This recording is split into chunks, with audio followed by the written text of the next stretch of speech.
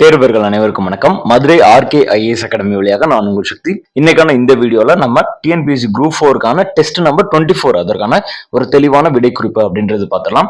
நீங்களும் என்னோட சேர்ந்து இந்த 100 கேள்விகள் அப்படின்றது அட்டன் பண்ணுங்க. 100க்கு எத்தனை மதிப்புகள் நீங்கள் பெறுறீங்க அப்படின்றத நீங்க கீழே கமெண்ட் பாக்ஸ்ல சொல்லிருங்க.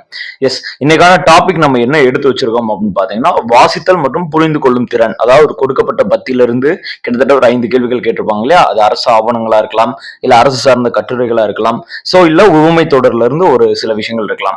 சோ அது ஃபர்ஸ்ட் டாபிக்கும். ரெண்டாவது பாத்தீங்கன்னா ஊமை தொடருடைய பொருளறிதல், அதே இதுல மரபு தொடரினுடைய பொருளறிதல், கடைசியில பழமொழியின் பொருளறிதல். சோ இந்த மாதிரி டாபிக்ஸ்ல இருந்து இன்னைக்கு வந்து நம்ம 100 கேள்விகள்ன்றது எடுத்திருக்கோம். நீங்களும் என்னோட சேர்ந்து கொஸ்டின்றது போட்டு பாருங்க. 100க்கு எத்தனை மதிப்பெண்கள் கீழே போடுங்க. அதுல ஒரு சில இடங்கள்ல ப்ரீவியஸ் கொஸ்டினும் ஒரு சில இடங்கள்ல கான்செப்டும் வரும். அதை வந்து நான் உங்களுக்கு தெளிவான விடை குறிப்புல வந்து கூறிடுறேன். எஸ், இப்ப நம்ம கொஸ்டின்றது பார்த்தலாம். Let's into this topic. So முதல் கேள்வின்றது பாருங்க, நானும் என் தோழியும் டேஷ் இணைந்தே இருப்போம். நானும் என் தோழியும் நகமும் சதையும் போல இணைந்தே இருப்போம் அப்படின்ற ஒரு பழமொழி தான் இருக்கும். சோ அப்ப ஃபர்ஸ்ட் இதுக்கு டி. ரெண்டாவதுக்கு அண்ட் கொஸ்டின்றது பாருங்க, அறிஞர் அண்ணாவின் புகழ் டேஷ் பாரெங்கும் பரவியது. பார் அப்படின்றது உலகமெல்லாம் பரவியது. அப்ப அறிஞர் அண்ணாவினுடைய புகழானது குன்றின் மேலிட்ட விளக்கு போல உலகெல்லாம் பரவியது.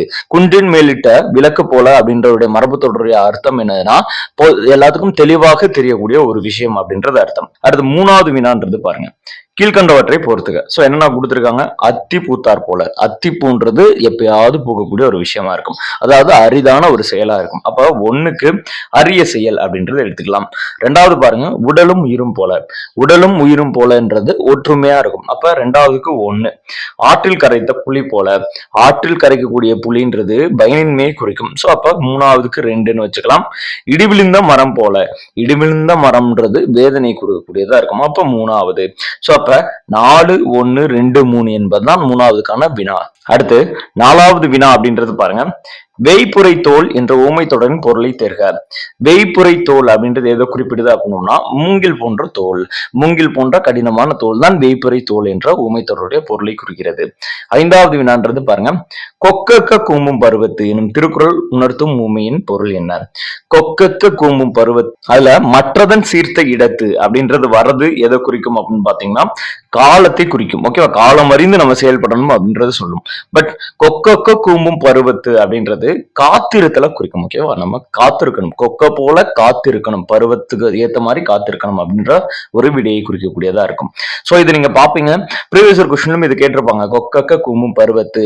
பட் அது வந்து முழு குறளா இருக்கும். முழு குறளா பார்த்திருந்தீங்கன்னா அதற்கான ஆன்சர் வந்து காலம். சோ காலம் வர வரைக்கும் காத்திருக்கணும், காத்திருந்து விரைந்து செயல்படணும். அப்ப 3மே 4மே இதுல வந்து மேட்சா இருக்கு. பட் நமக்கு என்ன கொடுத்திருக்காங்க, ஒரு திருக்குறள்ல இருந்து ஒரு ஊமையா கொக்கக்கு கூம்பும் பருவத்து. பருவம் வர வரைக்கும் கொக்குன்றது காத்திருக்கும். ஓகேவா? அது வந்து டக்குனு அதுக்கப்புறம் தான் காலம்ன்றது வரணும், மொத்தமா கொடுத்தா.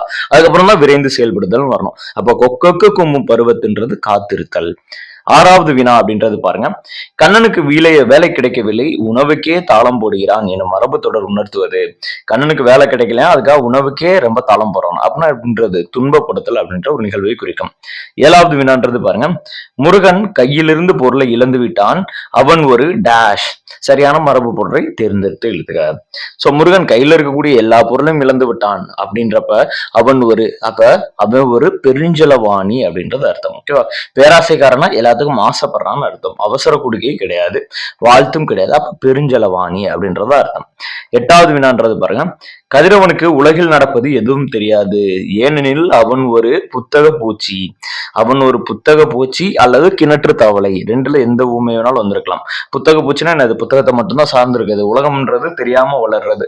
2வது கிணற்று தவளை, கிணத்துக்குள்ள இருக்கிறது மட்டும்தான் தெரியும், கடல்ல போய் விட்டோம் அப்படின்னா அவங்களுக்கு ஒண்ணுமே தெரியாது. அந்த 2 ஊமையும் ஒரே மாதிரிதான் பொருளைக்கு இருக்கும். அடுத்து 9வது வினான்றது பாருங்க, பொருந்தாத இணையை தேர்ந்தெடுத்து எழுதல்.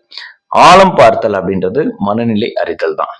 ஒரு கை பார்த்தல் அப்படின்றத சண்டைக்கு போதல். ஓகேவா? ஒரு கை பார்த்துருவோம், இன்னைக்கு வெட்டு ஒண்ணு துண்டு ஒண்ணு அப்படின்னு சொல்லுவாங்க இல்லையா? ஒண்ணு போயிடணும், ஒரு கை பார்த்துடணும், ஏதாவது ஒண்ணு நமக்கு தெரிஞ்சிடணும் அப்படின்றதுதான் அதுதான் சண்டை போடுதல்.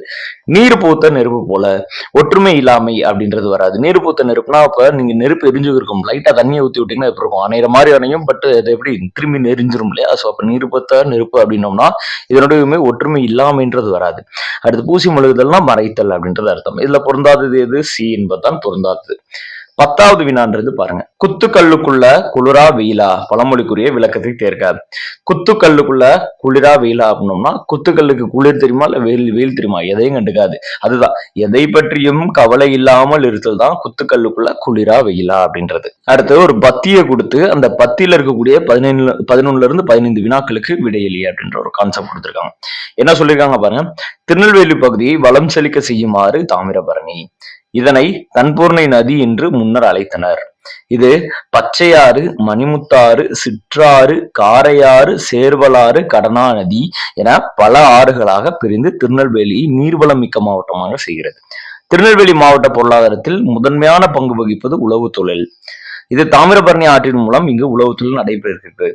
இங்கு குளத்து நீர் பாசனமும் கிணற்று பாசனமும் கூட பயன்பாட்டில் உள்ளன. இரு பருவங்களில் நெல் பயிரிடப்படுகிறது. மானாவாரி பயிர்களாக சிறுதானியங்கள், எண்ணெய் வித்துகள், காய்கனிகள், பருத்தி, பயிர் வகைகள் போன்றவை பயிரிடப்படுகின்றன. இங்கு விளையும் வாழைத்தார்கள் தமிழ்நாட்டுக்கு மட்டுமன்றி கர்நாடகமும் கேரளாவும் போன்ற பிற மாநிலங்களுக்கு அனுப்பப்படுகிறது. நெல்லிக்காய் உற்பத்தியில் தமிழகத்தில் நெல்லை மாவட்டமே முதலிடம் வசிக்கிறது. ஸோ அப்ப இந்த மாதிரி ஒரு பெரிய ஸ்டான்ஸா கொடுத்துருவாங்க. இருக்கிறதுலே இங்கிலீஷ் மீடியத்துக்கு மட்டும்தான் அது குழப்பம். நீங்க இதை அண்டர்ஸ்டாண்ட் பண்ணிக்கணும். ஓகேவா? சும்மா வாசிச்சு மட்டும் விடக்கூடாது. அண்டர்ஸ்டாண்ட் பண்ணீங்கன்னா தான் அந்த கீழே இருக்கக்கூடிய 5 கேள்விகளை டக்குன்னு ஆன்சர் நம்ம குவிக்கா கொடுக்க முடியும். இல்ல அப்படின்ற பட்சத்தில் அந்த டிரான்சிட் பேலன்ஸ்ன்றது உங்களுக்கு டைம் எடுத்துக்கிறோம். ஓகேவா? அப்படின்றப்ப உங்களுக்கு இப்போ இந்த கொஸ்டின் ஒரு நிமிஷத்துக்குள்ள போடணும்னா நீங்க 2 நிமிஷம் இல்ல 3 நிமிஷம் எடுத்துக்குவீங்க. ஸோ அந்த மாதிரி டைம் இழுக்க வைக்கிறதுக்கு தான் இந்த மாதிரி கொஸ்டின்ஸ்லாம் டிஎன்பிசி தரப்புல இருந்து கொடுக்கப்படுது. ஸோ அதனால இதை மட்டும் நிறைய பிராக்டிஸ் பண்ணிக்கோங்க. புத்தகத்துல இருக்கக்கூடிய அந்த பின்னாடி இருக்கக்கூடிய பகுதிகள், அதாவது மொழித்திறன் பயிற்சின்னு இருக்கும் இல்லையா? ஸோ அதை நல்லா பிராக்டிஸ் பண்ணிக்கோங்க. அதுல இருந்து தான் கேள்விகள்ன்றது வரும். அது போக நம்மளுடைய டிஎன்பிஎஸ்சியில இருந்து என்ன பண்ணிருக்காங்கன்னா ஒரு 8 ஃபார்மேட் கொடுத்துருக்காங்க. 8 ஃபார்மேட்னா இந்த ஆவணங்கள்ல இருந்து நம்ம அதுக்கு ஏற்ற மாதிரி விடையளிக்கணும். ஒரு ஒரிஜினல் ஆவணம் அப்படின்றது கொடுத்துருவாங்க. ஓகே, ஒரு கடிதமோ இல்ல ஒரு கட்டுரையோ கொடுத்துருவாங்க டிஎன்பிஎஸ்சி அபிஷியலா.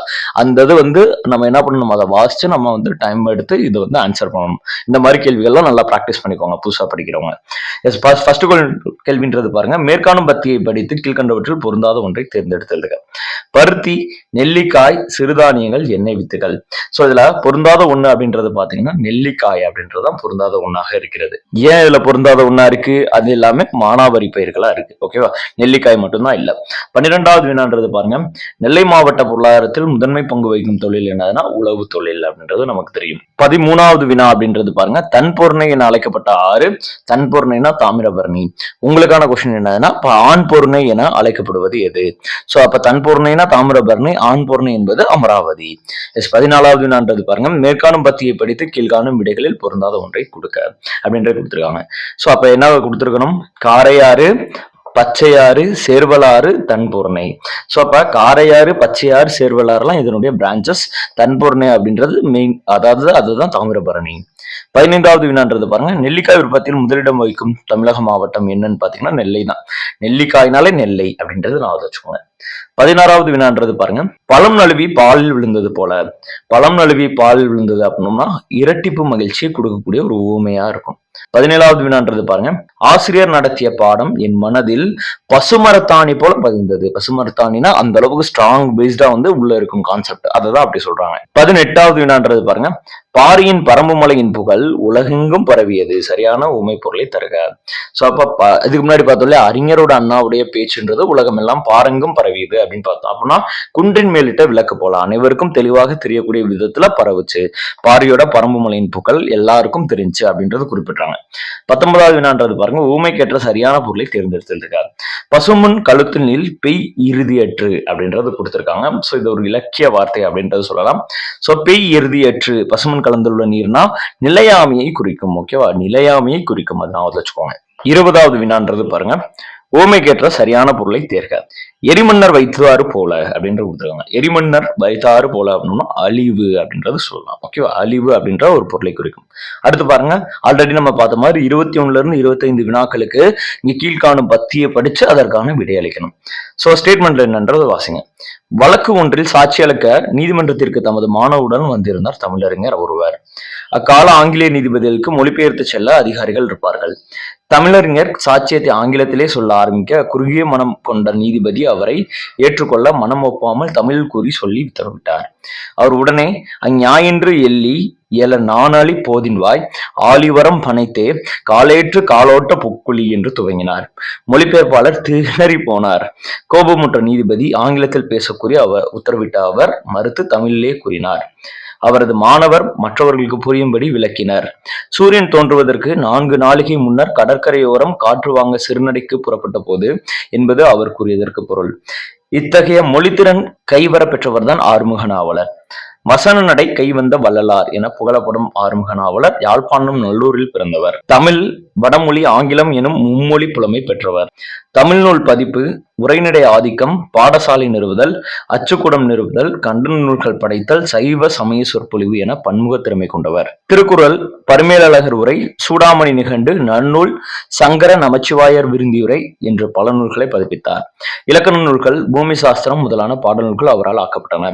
புராண நூல்களை வசனமாக எழுதி அதனை அனைவரும் படிக்கும் எளிய வடிவமாக மாற்றினார். தமது இல்லத்தில் அச்சுக்கூடம் நிறுவி பல நூல்களை அச்சிட்டார். திருவாடுதுறை ஆதீனம் இவருக்கு நாவலர் பட்டம் வழங்கியது.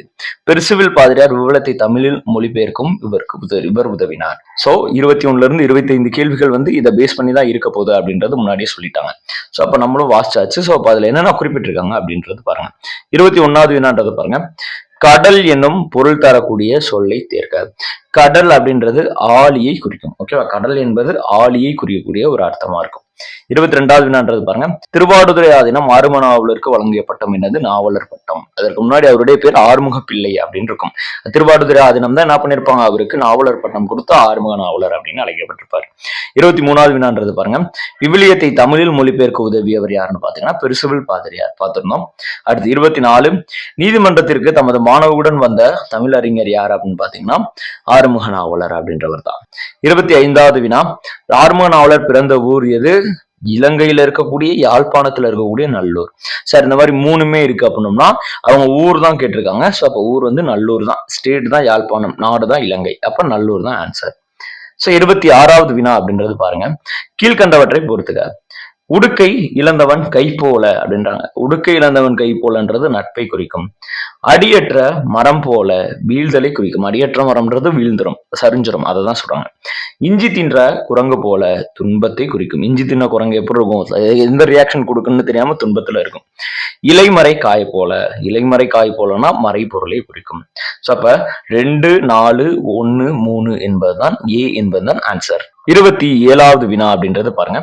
மக்கள் பண்பில்லாதவரை குறிக்கும் உவமையை தேர்க. மக்கள் பண்பில்லாதவர் அப்படின்றப்ப இங்க 4 இருக்கு. என்ன இருக்கு பாருங்க. அறம் போலும் கூர்மையரினும் மரம் போல்வர், இழுக்கம் உடையுளி ஊற்றுக்கொள் அற்றே, வெள்ளைத்தனைய மலர் நீர்மோட்டம் போல, பகல் வெல்லும் குகை காக்கை போல. சோ அப்ப அறம் போலும் கூர்மையரினும் மரம் போல்வர் அப்படின்றதுதான் மக்கள் பண்பில்லாதவர் அப்படின்றது குறிப்பிடுறாங்க. 28வது வினான்றது பாருங்க.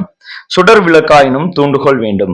தூண்டுகோல் அப்படின்னா என்னது? ஊக்கம். தூண்டுகோல்னா மோட்டிவேஷன் வேணும் அப்படின்றாங்க. மோட்டிவேஷன்னா ஊக்கம் வேண்டும் அப்படின்றது குறிப்பிட்டாங்க. 29வது வினான்றது பாருங்க. இருதலி கொள்ளை எறும்பு போல. இருதலை கொல்லி எறும்பு போலனா ஒரு எறும்பு எப்படி இருக்கும்? லெப்ட்லயும் கரெக்டா இருக்கும், ரைட்லயும் கரெக்டா இருக்கும். அப்ப 2 தலைகள் இருந்துச்சுன்னா 2க்கும் சமமா இருக்கும். சமமானா லெப்ட்ல போறதா ரைட்ல போறதா தவிச்சுக்கு இருக்கும் அப்படின்றது அர்த்தம். அப்ப தவிப்பு என்பதுதான் ஆன்சர். 30வது வினான்றது பாருங்க. குன்றேறி யானை கண்ணாற்றல் ஊமையால் விளக்கப்படும் பொருள் எது? குன்றேறி யானை கண்ணாற்றல் என்பது பாதுகாப்பை குறிக்கக்கூடியது. 31வது வினான்றது பாருங்க. மெல்லப்பாயும் தண்ணீர் கல்லையும் கரைக்கும். பழமொழியின் பொருளை தாருக. சோ அப்ப மெல்லப்பாயும் தண்ணீர் என்ன பண்ணுவான்? கல்லையே கரைக்குதான். அப்ப மெல்லப்பாயும் தண்ணீர் பல்லையும் கரைக்கும்னா பழக பழக தெரியாததும் தெரியும் அப்படின்றதுதான். அடுத்து 32 பாருங்க. கூடா நட்பு கேடாய் முடியும். பழமொழி. கூடா நட்பு கேடாய் முடியும். 33 பாருங்க. கற்றாரை கற்றாரை காமுறுவர். பொருத்தமான பழமொழியை தேர்க. கற்றாரை கற்றாரை காமுறுவர். அதாவது கற்றாருக்கு தான் தெரியும். அப்ப பாம்பு அறியும் பாம்பின் கால் அப்படின்றது சொல்றாங்க. 34வது வினான்றது பாருங்க. பின்வரும் நோற்றுள் நம்பிக்கையை கெடுக்கும் பழமொழியை தேர்க. நம்பிக்கை கொடுக்கும். ஓகேவா? நம்பிக்கை கொடுக்கக்கூடிய பழமொழி தை பிறந்தால் வழி பிறக்கும். ஓகேவா? தை பிறந்தால் வழி பிறக்கும் தான் நம்பிக்கை கொடுக்கக்கூடிய ஒரு பழமொழி. 35வது வினான்றது பாருங்க. நண்பால் கலந்துமையால் திரிந்தது போல. நண்பால் கலந்தமையால் தீர்ந்தது போல அப்படின்றது தீய நண்பர்களை குறிக்கக்கூடிய ஒரு நிகழ்வாக இருக்கிறது. 36வது வினான்றது பாருங்க. அவசர குடுக்கை என்ற மரபு சொல்லின் பொருள். அவசர குடுக்கை போல அப்படின்னோம்னா எண்ணி செயல்படாம டக்குன்னு போய் செஞ்சிடறது. ஓகேவா? எந்த ஒரு விஷயத்தையும் எண்ணி செயல்படணும், அதுதான் தமிழ் நமக்கு சொல்லுது. பட் எண்ணி செயல்படாமை தான் அவசர குடுக்கை அப்படின்றது. 37வது வினான்றது பாருங்க. தெற்கில் பசும்பொன் முத்துராமலிங்க தேவருக்கு ஆங்கில அரசு வாய்ப்பூட்டு சட்டம் போட்டது. வாய்ப்பூட்டு என்ற சொல்லின் பொருள் பேசக்கூடாது என தடுத்தல். சோ இந்தியாவுல 2 நபர்களுக்கு மட்டும்தான் வாய்ப்பூட்டு சட்டம் அப்படின்றது ஆங்கில அரசுன்றது போட்டிருப்பாங்க, பிரிட்டன் கவர்மெண்ட். சோ அது 2 பேர்ல ஒன்னு சவுத்துல பாத்தீங்க அப்படின்னோம்னா முத்துராமலிங்க தேவருக்கு, நார்த்ல பாத்தீங்க அப்படின்னோம்னா இவருடைய ஒரு குருவுக்கு, அதாவது அவர் வழியில தான் இவர் ஃபாலோ பண்ணாரு. அது யார் அப்படின்றத சொல்லுங்க. ஓகேவா? சோ அதை நீங்க கீழே கமெண்ட் பண்ணுங்க. 38வது வினா அப்படின்றது பாருங்க. இளங்கோவின் குடும்பத்தினர் டேஷ் வேளாண்மை தொழில் செய்து வந்தனர். வாழையடி வாழையாக அவர்கள் வேளாண்மை தொழிலை மட்டும் செய்து வந்தனர் அப்படின்றதான் குறிப்பிட்டாங்க. 39வது வினான்றது பாருங்க. மரபு தொடரின் பெறாலறிக. ஓகே, அதாவது பொருள் அறிக. முதலை கண்ணீர் அப்படின்றது பொய்யழுகை குறிக்கும். முதலை கண்ணீர் என்பது பொய்யழுகையை குறிக்கும். 40வது வினான்றது பாருங்க. அறிஞர் அண்ணா அரசியல் வாழ்வில் கொடிகட்டி பறந்தார். மரபு தொடரின் பொருளை தேர்ந்தெடுத்து எழுதுக. அறிஞர் அண்ணா அரசியல் வாழ்வை கொடிகட்டி பறந்தார்னா தனி புகழோடு விளங்குதல், தனி புகழோடு சிறந்து தன்னுடைய அந்த டிபார்ட்மெண்ட் வைஸ் கேத்து அந்த செக்டாருக்கு அதுக்கு ஏற்ற மாதிரி அவரு கொடிகட்டி பறந்தார் அப்படின்னு சொல்றாங்க. 41வது வினான்றது பாருங்க. ஏட்டு சுரக்காய் கூட்டுக்கு உதவாது. உடனே என்ன சொல்லுவாங்க? ஏட்டு சுரக்காய் என்பது கறிக்கு உதவாது. பழமொழி உணர்த்தும் பொருள். ஏட்டு சுரக்காய் கூட்டுக்கு உதவாது அப்படின்னோம்னா பட்டறிவு இல்லாத படிப்பறிவு எதற்கும் உதவாது. பட்டறிவு அப்படின்றது அனுபவ அறிவு அப்படின்றத சொல்றாங்க. அனுபறிவு இல்லாத வெறும் படிப்பறிவு உங்களுக்கு எதற்கும் பொருந்தாது. 42வது வினான்றது பாருங்க. கசந்தியானாலும் கசத்தி கட்டு, கூழானாலும் குளித்து குடி. இதே மாதிரி கைவினை தேசிய விநாயகம் பிள்ளை ஒன்று சொல்லியிருப்பாரு. அந்த வரி என்னன்னு தெரிஞ்சுன்னா நீங்க அது கீழே கமெண்ட் பண்ணுங்க. ஸோ கந்தையானாலும் கசகி கட்டு, கூழானாலும் குளித்து குடி அப்படின்றது அது எது சொல்லுது அப்படின்ற பட்சத்துல சுத்தத்தை குறிக்கக்கூடியதா இருக்கு. 43வது வினா அப்படின்றது பாருங்க. சரியான ஒன்றை தேர்க. ஆட்டுப்பாகன், ஆட்டிடையன், ஆடு மேய்ப்போன், ஆட்டுக்காவலன். சோ சரியான ஒன்று அப்படின்றது ஆட்டுப்பாகன்றது உங்களுக்கு தெரியும். ஆடை மேய்ப்பவர்கள் ஆட்டுப்பாகன், பட் கிடையாது. ஆடை மேய்ப்பவர்கள் ஆட்டு இடையன். ஓகேவா? ஆட்டு இடையன் அப்படின்னு வர்றதுதான் அது எப்படி மாறிடுச்சு? ஆட்டிடையன் அப்படின்றது மாறிடுச்சு. ஓகேவா? இடையர் குலம் தான் ஆடினை மேய்ப்பனர் அப்படின்னு தமிழ் வந்து சொல்லுது. 44வது பாருங்க. சரியான ஒன்றை தேர்ந்தெடுத்ததுக்க. தென்னநாற்று, தென்னங்குருத்து, தென்னங்கன்று, தென்னம்பிள்ளை. சோ தென்னம்பிள்ளை என்பதுதான் கரெக்டான விடை. 45வது வினான்றது பாருங்க. சரியற்ற ஒன்றை தேர்ந்தெடுத்ததுக்க. கோழி குஞ்சு, கீரிக்குட்டி, பசுங்கன்று, பன்றிக்குட்டி. இதுல சரியற்றதுன்னு தான் கேட்டிருக்காங்க. எது சரியற்றது? கீரிக்குட்டி. ஆக்சுவலி கீரி பிள்ளை, அணிர் பிள்ளை, கீரி பிள்ளை அப்படின்றது வந்திருக்கணும். அடுத்து பாருங்க. 46ல இருந்து 50 வினாக்களுக்கு, அதாவது இந்த 5 வினாக்களுக்கு கீழ்காணும் பத்தியை படிச்சு அதுல இருந்து நம்ம பதில் சொல்லலாம். என்ன சொல்லியிருக்காங்க?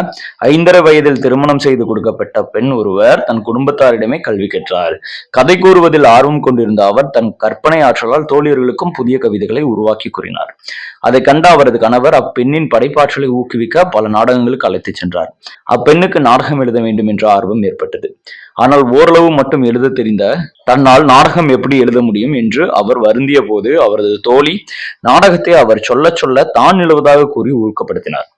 இப்படிதான் அப்பெண் தன்னுடைய முதல் நாவலான இந்திரமோகனா என்ற நாடகத்தை நூலை வெளியிட்டார்.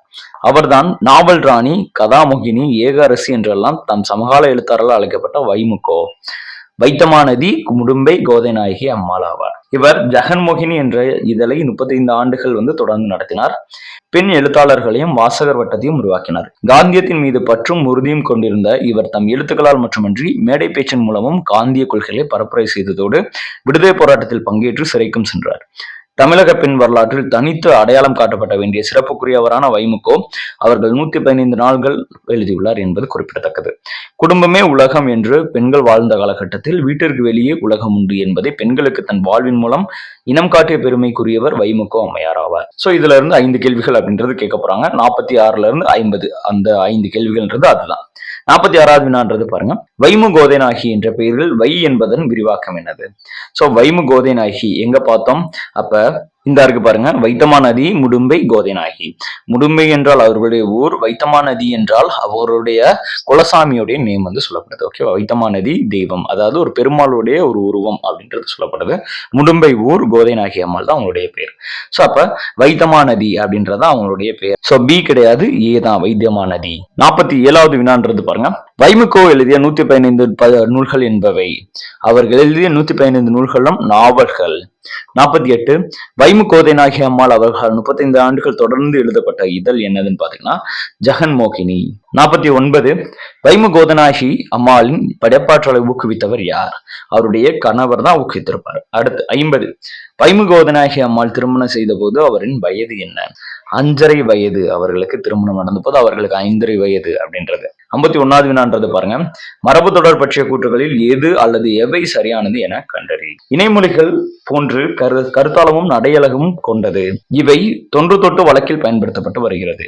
இவை காலத்திற்கு ஏற்ப இயல்பாக மாறும் தன்மை கொண்டது அப்படின்றது குறிப்பிட்டிருக்காங்க. சோ அப்ப முதல்ல கரெக்டா, இணைமொழிகள் போன்று கருத்தாளமும் நடையழகும் கொண்டதுதான் மரபு தொடர். ஸோ அப்போ ஃபர்ஸ்ட் ஸ்டேட்மெண்ட் கரெக்ட். ரெண்டாவது பாருங்க, இவை தொன்று தொட்டு வழக்கில் பயன்படுத்தப்பட்டு வருகிறது. அப்ப ரெண்டாவதும் கரெக்ட். இவை காலத்திற்கு ஏற்ப இயல்பாக மாறும் தன்மை கொண்டது. இயல்பாக மாறாது, அதனாலதான் அது பேர் மரபு தொடர். மரபுனா பரம்பரையாக வரும், அது தொடர்ச்சியாக வரும், மாறாமல் வரும். அப்ப மூணாவது ஸ்டேட்மெண்ட் தப்பா இருக்கு. அப்ப ஏதான் 1 மற்றும் 2 சரி. 52வது வினான்றது பாருங்க, தலையில் வைத்து கொண்டாடுதல் என்ற மரபு தொடர் உணர்த்துவது. தலையில் வைத்து கொண்டாடுதல்னா பெரிதும் மதித்தல். தலையளவுக்கு வச்சு கொண்டாடுறோம்னா என்னது? பெரிதும் மதித்தல் அப்படின்றது அர்த்தம். 53 பாருங்க, கரையேறுதல் என்னும் மரபு தொடர் உணர்த்துவது. கரையேறுதல் அப்படின்னா துன்பத்திலிருந்து மீளுதல் என்பது ஆன்சர். 54வது வினான்றது பாருங்க, மலையேறி விட்டது என்னும் மரபு தொடர் உணர்த்துவது. மலையேறி விட்டுறது அப்படின்னா மாற்றம் பெற்றது அப்படின்றது அர்த்தம். ஓகே, மாற்றம் பெற்றது. மறைந்து போதல்னு உங்களுக்கு அர்த்தம் வரும், பட் கிடையாது. சிலபஸ்ல எப்படி கொடுத்துருக்காங்கன்னா மாற்றம் பெறுதல் தான். 55வது வினான்றது பாருங்க, வைமு கோதைநாயகி அம்மாள் திருமணம் செய்த போது அவரின் வயது 5½ வயசு. அவங்களுடைய கணவருடைய இது 9 வயது அப்படின்றது சொல்லப்படுது. 56வது வினான்றது பாருங்க, கீழ்கண்டவற்றை பொறுத்துக்க. பஞ்சாய் பறத்தல். சோ அப்ப பஞ்சா பறந்துட்டான் அப்படின்னோம்னா என்ன சொல்றது? அலைந்து திரிதல் அப்படின்றது குறிப்பிடலாமா? உள்ளங்கை நெல்லிக்கனி போல. உள்ளங்கை நெல்லிக்கனியா இருந்தா தெளிவா இருக்கும். கொட்டி அலத்தல், மிகுதியா பேசுறது. எடுப்பார் கைப்பிள்ளை அப்படின்றது யார் எதை சொன்னாலும் அப்படியே கேட்கறது. சோ அப்ப ஆன்சர் பி. ஓகே, பம்பாய் தான் அதற்கான ஆன்சர். 57 பாருங்க, அரசனின் மனம் மதில் போல் பூனை, அதாவது மதில் பூனை போல் இருந்தது. ஓகே, மதில்ல இருந்த பூனை போன்றது, அதுதான் சொல்ல வராங்க. அதுதான் அப்படி இருக்கு. ஓகே, பழமொழி புத்தகத்துல ஏற்ற மாதிரி. சோ அப்ப அரசனின் மனம் வந்து எப்படி பூனை எப்படி மதில்ல லெஃப்ட்ல போகுமா ரைட்ல போகுமா எங்கிட்ட தகுனே தெரியாது. ஓகே, அந்த மாதிரி ஒரு குழப்பமான ஒரு நிலையில இருக்கும். அதுதான் அரசனுடைய மனநிலை அப்படின்றது ஒப்பிட்டு சொல்றாங்க. 58வது வினான்றது பாருங்க, நிறைகுடம் நீர்த்தழும்பலில். நிறைகுடம் எப்போதும் அடக்கமாக இருக்கும். ஓகேவா, அடக்கமாக இருக்கும் நிறைகுடம் எப்பவுமே. ஓகே, அதாவது தழும்பாம இருக்கும், அதுதான் அடக்கம். 59வது வினா அப்படின்றது பாருங்க, ஆழம் பார்த்து காலை விடு. மரபு தொடர் உணர்த்துவது. ஆழம் பார்த்து காலை விடுதுன்னா உண்மையை அறிந்து செயல்படு. ஆழம் பார்த்து காலை விடுனா என்னது? உண்மையை அறிந்து செயல்படு. 60வது வினான்றது பாருங்க, கண்ணன் படிப்பில் கண்ணா இருந்தான். கண்ணன் தன்னுடைய படிப்பில் மட்டும் கண்ணா இருந்தான்னா கவனம் சேராமல் இருந்தான். 61 ஊமை கண்ட கனவு போல. ஊமை கண்ட கனவு போலன்னா யார்ட்டையும் சொல்ல முடியாம இருக்கக்கூடிய அதனுடைய தவிப்பு. 62 இரட்டை கிளவி போல இருங்கள். இரட்டை கிளவி போல ஒற்றுமையாக இருங்கள் அப்படின்றதான். ஓகேவா. 63 கிணறு வெட்ட பூதம் கிளம்பியது போல. கிணறு வெட்டும் போது பூதம் கிளம்பிருச்சுன்னா எதிர்பாராத நிகழ்வு. அப்ப காக்கை உட்கார பனம்பழம் விழுந்தது. இந்த 4 ஆன்சர்ல ஒண்ணு இருக்கு. ஓகேவா, அது என்னது அப்படின்றத நீங்க கீழே கமெண்ட் பண்ணுங்க. இந்த 4ல ஒண்ணு. 64வது வினான்றது பாருங்க, விழலுக்கு இறைத்த நீர் போல. அது ஒரு பயனற்ற செயல். அடிக்கடி குரூப் 4ல கேட்கக்கூடிய ஒரு வினா. ஓகே, நல்லா நோட் பண்ணிக்கோங்க, ஸ்கிரீன்ஷாட் கூட எடுத்துக்கோங்க. விழலுக்கு இறைத்த நீர் போலனா அடிக்கடி குரூப் 4ல கேட்பாங்க, பயனற்ற செயல். 65ன்றது பாருங்க, கலங்கரை விளக்கம் போல. கலங்கரை விளக்கம் எப்படி ஒரு இடத்துல கப்பலுக்கு தேவையான வழிகாட்டுதலை கொடுக்கும், அதே மாதிரிதான் கலங்கரை விளக்கம் போல ஒரு மனிதர் இருந்தாருன்னா மக்களுக்கு தேவையான வழிகாட்டுதல்களை கொடுப்பார். அடுத்து பாருங்க, அதேதான் பத்தியை வச்சு ஒரு வினா. சோ அப்ப 66ல இருந்து 70வது உள்ளவருக்கு உள்ள வினாக்களுக்கு இந்த பத்தியை படிச்சு அதுல இருந்து ஆன்சர்ன்றது கொடுக்கணும். பத்தியை முதல்ல என்ன இருக்குன்னு படிச்சு பாருங்க. தமிழில் இலக்கிய வரலாற்றில் புலமை கதிரவன் என தமிழர்கள் போற்றிய தமிழ் மொழி பெரும்புலவர் மகாவித்வான் மீனாட்சிசுந்தரனார் ஆவார். திருச்சிராப்பள்ளி அருகில் உள்ள அதவத்தூர் என்னும் ஊரில் பிறந்த இவர் திருவாடுதுறை மடத்தின் தலைமை புலவராக விளங்கினார். மீனாட்சி சுந்தரத்தின் தமிழறிஞர்களை தேடி கண்டு வழிபட்டு செவி திறந்து கற்றார். திருவாடுதுறை மடத்தின் தலைவர் சுப்பிரமணிய தேசிகர் சென்னை தண்டவராயர் திருத்தணிகை விசாக பெருமாள் ஆகியோரிடம் பூக்கள் தோறும் சென்று தேனுண்ணும் வண்டு போல பாடம் படித்தார். இவர் இயற்றிய சேக்கிலார் பிள்ளை தமிழ் என்ற நூல் இவருடைய பெருமை உணர்த்தும். தலப்புராணங்கள் பாடுவதில் சிறந்தவர். எகமாந்தாதி, திருபாதந்தாதி, வெண்பா அந்தாதிகள் ஆகியவற்றை உருவாக்கி புகழ் பெற்றவர். மாலை, கோவை, கலம்பகம், பிள்ளை தமிழ் ஆகியவற்றை பாடி பெருமை அடைந்தவர். உவேசா, தியாகராசர், குலாம் காதிர் நாவலர் முதலானோர் இவரின் மாணவர்கள். மகாவித்வான் திருராசரபுரம் மீனாட்சி சுந்தரனார் அவர்களின் புகழ் தமிழ் உள்ளவரையிலும் வாழும். 66ல புலமை கதிரவன் இலக்கண குறிப்பு தருக. புலமை கதிரவன்றது உருவக தொடரா இருக்கு. ஓகே, புலமை கதிரவன்றது உருவக தொடர். 67வது வினான்றது பாருங்க, பொருந்தாத ஒன்றை தேர்ந்தெடுத்து. புலமை கதிரவன் உவேசா, தியாகராசர், குலாம் கதிர் நாவலர். அப்ப புலமை கதிரவன் தான் இவர் முக்கியமான நபர். மீதி இருக்கிறதெல்லாம் இவருடைய ஸ்டூடெண்ட்ஸ் அப்படின்றத நம்ம சொல்லலாம். அடுத்து பாருங்க, 68வது வினான்றது பாருங்க, பத்தியில் உள்ள வடமொழி சொற்களில் பொருந்தாத ஒன்று. திரிபந்தாதி, மகாவித்வான், தலப்புராணங்கள், நாவலர். இதுல வடமொழி சொற்கள்ல பொருந்தாத ஒண்ணுன்னா நாவலர். அது தமிழுக்கு கொடுக்கக்கூடிய ஒரு பட்டம் அப்படின்றது தெரிஞ்சுக்கணும். 69 மகாவித்வான் மீனாட்சி சுந்தரனார் திருவாடுதுறை ஆதீனத்தின் அதனுடைய மடத்தினுடைய தலைமை புலவராக செயல்பட்டார். அதனுடைய தலைமை புலவர் தான் யாரு? மகாவித்வான் மீனாட்சி சுந்தரம் பிள்ளை. 70வது வினான்றது பாருங்க, மீனாட்சி சுந்தரனார் தலாப்புராணங்கள் பாடுவதில் வல்லவர், சிறந்தவர். இதனுடைய விடை கேற்று வினாவை தீர்க்க. உங்களுக்கு இதுல குழப்பறது, மீனாட்சி சுந்தரனார் தலாப்புராணங்கள் பாடுவாரா அப்படின்னு கேட்டா கிடையாது. யார் தலாபுராணங்கள் பாடுவதில் சிறந்தவர்? யாரு? மீனாட்சி சுந்தரன் கூட வரலாம். தலாபுராணங்கள் பாடியவர் யார்? கிடையாது. தலாபுராணங்கள் பாடுவதில் சிறந்தவர் யார்? இதுவும் ஒரே மாதிரிதான் இருக்கும். பட் புத்தகத்துல இதான் கொடுத்திருக்காங்க. தலப்புராணங்கள் பாடுவதில் சிறந்தவர் யார் அப்படின்னோம்னா மீனாட்சி சுந்தரனார். 71வது வினான்றது பாருங்க, துஞ்சுபுலி இடறிய சிதடன் போல. துஞ்சுபுலி இடறிய சிதடன் போல விளக்கம் பெறும் பொருள் என்னதுன்னா அதனுடைய அறியாமையை குறிக்கும். 72 பேரறிவாளன் திரு போல. பேரறிவாளன் திரு எப்படி ஊருக்கு நடுவுல இருக்கக்கூடிய ஒரு பழுத்த மரம் ஊருக்கே பயனுள்ள வகையில் இருக்குமோ அதே மாதிரி பேரறிவாளன் திரு போலன்றது பலருக்கும் பயன்படும் வகையில் அமையும். 73வது வினான்றது பாருங்க, சுடச்சோடும் பொன் போல். சுடச்சுடரும் பொன் போல் உண்மையால் விளக்க பெறும் பொருளை தெரிக. சுடச்சுடரும் பொன் போல்னா ஞானம் வளரும் அப்படின்றது அதற்குரிய அர்த்தம் மற்றும் அதற்குரிய நிகழ்வு கூட. 74வது வினான்றது பாருங்க, தாமரை இலை நீர் போல. தாமரை இலை நீர் எப்படி இருக்கும்? பற்றும் படாமல் இருக்கும். அதுதான் பற்றின்றி இருத்தல் அப்படின்றது குறிப்பிடுறாங்க. 75வது வினான்றது பாருங்க, தான் உருகி ஒளிதரும் மெழுகு போல. ஓமையால் விளக்க பெறும் பொருளை தேர்க. தான் உருகி ஒளி தரும்னா பிறருக்கு உதவக்கூடிய ஒரு வண்ணம், தியாகத்தை குறிக்கக்கூடிய ஒரு நிகழ்வு. 76வது வினான்றது பாருங்க, பழமொழியுடன் பொருந்தாத ஒன்றை தேர்க. முதுச்சொல் பழமொழியை தான் குறிக்கும். சொலவடைகள் பழமொழியை தான் குறிக்கும். முதுமொழி பழமொழியை தான் குறிக்கும். புதுமொழி தான் பழமொழியை குறிக்காத ஒண்ணு. 77வது வினான்றது பாருங்க, சுருங்க சொல்லி விளங்க வைப்பது. சின்ன விஷயத்த கூறி பெருசா ஒரு விஷயத்த சொல்ல வைக்கணும் அப்படின்னா அது பழமொழி தான். ஓகேவா?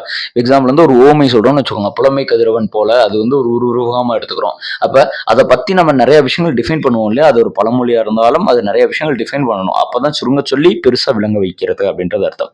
78வது வினான்றது பாருங்க, கார்த்திகை மாசம் பிறை கண்ட மாதிரி. கார்த்திகை மாசம் பிறை கண்ட மாதிரி அப்படின்றது ஆன்சர். 79வது வினான்றது பாருங்க, உப்பிட்டவரை உள்ளவரையும் நினை. பழமொழி உணர்த்துவது நன்றி மறக்காத அப்படின்ற அர்த்தம். உப்பு போட்டு வளர்க்கிறவங்கள கடைசி வரைக்கும் நினை அப்படின்றது குறிப்பிடுறாங்க. 80வது வினா அப்படின்றது பாருங்க, crying child will get milk. இணையான பழமொழியை தேர்க. Crying child will get milk. அழுத பிள்ளை பால் குடிக்கும் அப்படின்றது அர்த்தம்.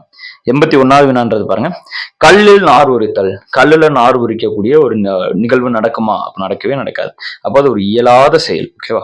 அடுத்து 82வது வினான்றது பாருங்க, சரியான கூட்டு மரபை தேர்க. ஆடு. சோ அப்ப ஆடுனா ஆட்டு மந்தை அப்படின்னு வரணும். ஆட்டு மந்தை.